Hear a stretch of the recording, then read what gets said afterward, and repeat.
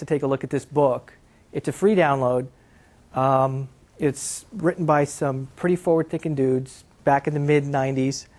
And a lot of what they're saying is coming to fruition today as it relates to conversations. Yes?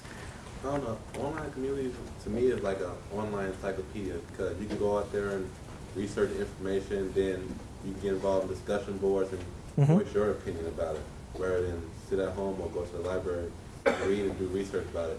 You're allowed to have dialogue with other people throughout on the computer. Like my social analysis we did 2016 Olympics in Chicago, and there was so many people from different parts of the country voicing their opinions, rather than people just the black box. Yeah. Right. No, you're right. It's just honest conversations that are starting to come out, and people can become engaged and be empowered. Right. They have information to support their arguments too, and research online material. Yeah, you could share this information quicker with other folks in the communities. Those are all really good points. So,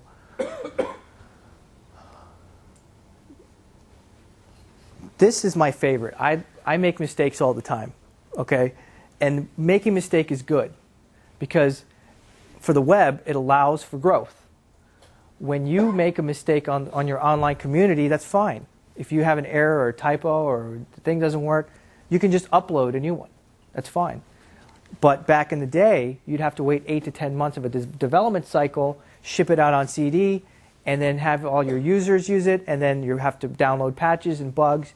That's no longer the case. So as you go, use feedback from your users. Ask them what they think. Don't bombard them with too many questions, but use a survey. And if you start noticing that there's a consistent theme going on that the users want, then maybe you should address that for their community. And now this is where we talk about crap. It's actually an acronym for contrast, repetition, alignment, and proximity.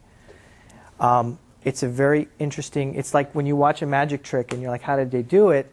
Once you understand how it's done, it's no longer mystical. And this crap is really what it's going to help you to identify why a site is really good and why a site is not so good from a design perspective, from a usability perspective, from a personas perspective. So let's look at an example, and we'll go through a real-life situation. So let's go back to, you can go ahead, go to social URL now. Now let's look at this with our crappy eyes. We'll say, where's the contrast here in this interface? The top bar has a lot of contrast to it. It's using certain blocks to help disseminate information quicker. So you've got a little bit of contrast. Where's the repetition? The boxes along the bottom. Yep, the boxes, they're using sort of a repetitive element to help signify to the user visually certain cues. Where's the alignment in this composition? How are certain things structured aligned-wise? Yeah. Just the general margins of having, like, for instance, the right side, like the green boxes, they're perfectly aligned, and everything's very kind of 90 degrees, and it's easy to see. So they're playing with the alignment in a way that's consistent.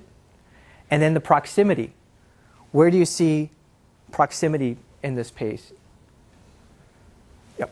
The blue text, which is kind of like, I guess, like their anthem or whatever, is there's a lot of white space around it, so it's easy to focus your eye on. Right. The proximity is you're taking like-minded elements like the navigation and putting them and grouping them together because they're similar in element space. So your nav is always in one spot. You don't have your people, network, media, and community, one over here, one over there, one over there, one over there. You've got proximity going. So this is what makes it and tightens it up into a cohesive unit. So just look at it from contrast, repetition, alignment, and proximity perspective. That could help you to determine how you want to lay out some of the things on your online community.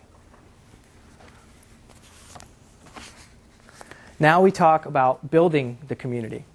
Okay, for me, this is like, why should they come? How are you going to build it? How are they going to love you? And, what's in it for them? Okay? And how are we going to increase mind share? How are we going to, once they come in, how are we going to keep them there and help us build our community as they're helping us build a community as well? So, go ahead. This, let them be the workers, right? Let them be the worker bees. Online communities get built because users generate the content. And as users generate the content, they'll be part of your system where they're doing all the work for you. But do we want them to do all the work for us? You know, is that a good idea? Is it good to hand the keys over to the inmates and having them have control over the car? Because they're going to start creating all of the information for you, in a sense. You know, blogs or whatever it is. These people are going to start to develop and build upon structure. Yeah.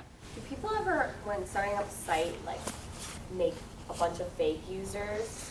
Yeah. So that they can set up how they want their forum to start acting and behaving? Absolutely. They're called flogs. Fake blogs, right? And Coca-Cola was notorious for this. Coca-Cola caught on to this very quick. They read the Clue Train manifesto earlier on, and they said, okay, now we got them. How are we going to get these online community goers? So they created flogs. They created this entirely fake presence that talked about how great Coke was and how the new Diet Coke doesn't taste anywhere near as the whatever, blah, blah, blah. And they got exposed through the online community. There were blogs out there that exposed this, and Coca-Cola took them down, took down the site in a week. They said, oh, we've been exposed, you know, turn off the lights, let's run. And there are companies that will do that because they feel they want to tap into this, but they don't want to do the work. They just want to tap in and make as much money as they can and get out. But I think that, you know, it all goes back to this honest conversation piece. Users are going to sniff out the bad stuff, and they're going to expose it. And online communities is a great way because your users are now empowered to share this information for the rest of the community and let them know that this is something bad that's happening out there. I have a really stupid question about advertisements. Sure. Okay, Well, there's starting up a website, why is it that the really big websites like MySpace have really weird ads from companies you've never heard of instead of Coca-Cola or something? Because Coca-Cola spends millions upon millions of dollars to position their brand in such a way that they have control. Okay? Big companies love control of their brands, like Tide and Coca-Cola. They will never be seen on MySpace, unfortunately, because they do not want to position their brand that they've spent millions of dollars and years and years and years of advertising to position Coca-Cola next to a vampire kid. Okay? Well, something less, you know, acclaimed as Coca-Cola. Why is it like identify this person, is this Britney Spears? And there's like why those ads as opposed to like something? Because they're the ones, like, they're the only game in town that will buy into the fact that if I target my ad on MySpace, I'm reaching millions and millions of users. They figure if I get 1 or 2 customers out of it, it makes sense. And they don't have to worry about their brand because they don't have one. You know? And so that's why Coca-Cola and all these places will not do that because they're afraid of control. That you guys have the control. You could say whatever you want on your MySpace profiles, and they can't stop that. So they rather not just be in the game altogether. Go ahead.